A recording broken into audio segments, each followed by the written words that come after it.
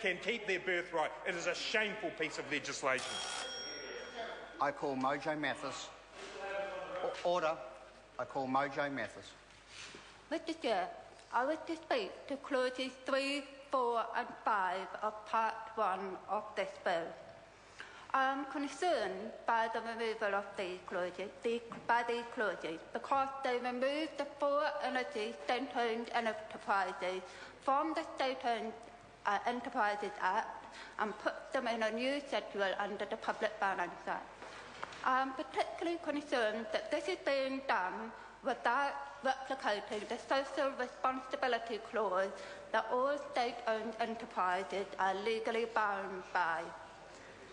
This clause requires state-owned enterprises to show a sense of social responsibility by having due regard to the interests of the community in which it operates, that is, all New Zealanders, and by endeavouring to accommodate and encourage these when able to do so.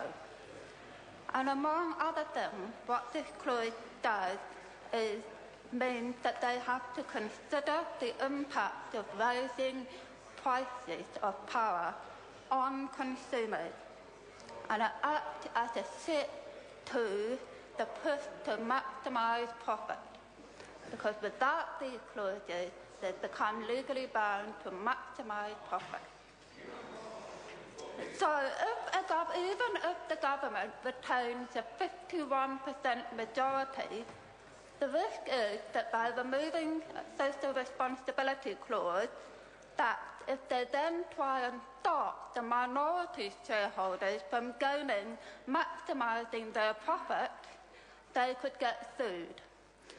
And we already know that this is going to very likely see an increase in the cost of power, because private companies at the moment are on average 12% higher power prices than the state-owned enterprises. What this is going to do is impact most severely on vulnerable New Zealanders. Vulnerable New Zealanders are the elderly, the sick, the disabled, those with young families, those with insecure incomes. And this disconnection of power means that these people end up with no heating, no hot water, no ability to have showers in their home, no cooking, no lighting, no internet connection or connection to the world outside. These are very extreme measures and they impact on the health of our vulnerable. We already have zero poverty in New Zealand. A Consumer New Zealand did a survey and they have said that last year more than 30,000 households were disconnected. 9,000 were disconnected during the winter months when they were unable to pay their power bills. And in addition to these disconnections, more than 37,443 households were given hardship grants by Win in order to help them pay their power bills. That is a huge number of New Zealanders affected, and it's only just the tip of the iceberg, because before you get to disconnection, there'll often be a cutting back on their use of power in a very extreme way by not heating their home. I know because I've been one of these families with young children, unable to keep my children warm in my house because I just could not afford the power.